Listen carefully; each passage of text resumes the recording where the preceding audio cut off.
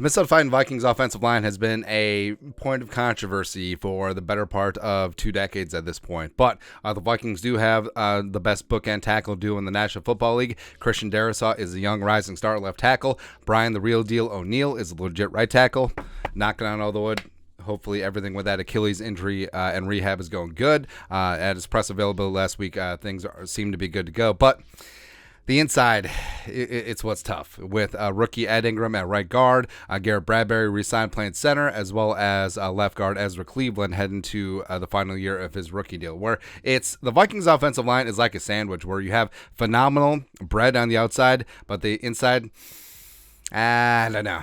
I don't know. And Kirk Cousins, throughout his tenure with the Vikings, basically has not had a great offensive line, which is kind of his forte. Whereas, hey, if you can protect Kirk Cousins, good things can happen. And Kirk succeeded in spite of the O-line at times last year, especially the interior. And last season, the Vikings gave up 46 sacks on Kirk Cousins, which is a career high for him, as well as 263 pressures, also a Cousins career high, a 36.4% pressure rate, which was fourth highest in the National Football League, as well as Dalvin Cook, lead running back for the Vikings last year, had a career low 4.4 yards per carry. So, yeah, up front, it was sort of tough, but there's a lot of positives to take away, and one of them is that it was greatly affected by injuries, where Christian Darrisaw missed two separate stints with multiple concussions, missed 3 games.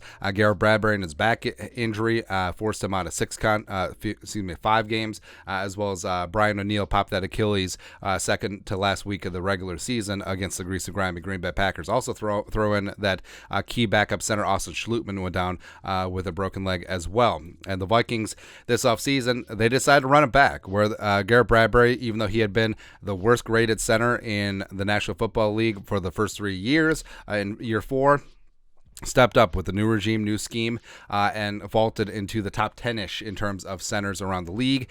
They paid him 3-year deal, a relatively market value deal, actually below market value, which is good. Vikings re-signed the veteran backup Schlutman, Oli Udoh at right tackle, put the ERFA tag on Blake Brandel, revised the contract of Chris Reed, but they've picked up 0 outside free agents, as well as 0 draft picks spent along the offensive line. So obviously the Vikings feel pretty good with what they have. And head coach Kevin O'Connell, offensive coordinator Wes Phillips, as well as especially offensive line coach Chris Cooper have talked about continuity up front. And Brian O'Neill also spoke to this last week as well. Whereas, on paper, on purpose, they're pretty damn good. They're pretty good to go with Darrisaw, Ezra Bradbury, Ed Ingram, and Brian O'Neill. Now, Ed Ingram played every single snap last season, where there were some ups, there certainly was some downs, and Ingram and Ezra were 2 of the bottom 3 guards in the league in terms of pressures allowed, and Ingram did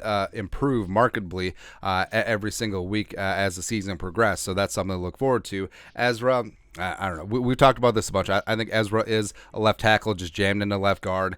Obviously, when he was a second-round pick in 2020, I think that the plan was to have him be the left tackle of the future, but with Darrisaw available after they traded down in 2021, that plan was scrapped. That plan was certainly put aside because Darrisaw is freaking Darrisaw. But I do like Blake Brandel as a backup tackle. Oli Udoh is solid when he's playing right tackle only, whereas him at guard, him at left tackle, not so good. I do like Schlutman and Chris Reed as veteran interior backups. And then, the only real additions to the offensive line were the 2 UDFAs, Jackie Chen, our guy out of Pace, as well as Alan Ali out of TCU, National Title Game participants, TCU. So no one who's really going to move the needle this year. Like maybe Chen or Ali take up Sokol's spot on the practice squad. It's possible, but the Vikings are obviously running it back with the offensive line this year, and they're banking on continuity, and they're banking on relative health up front this season. So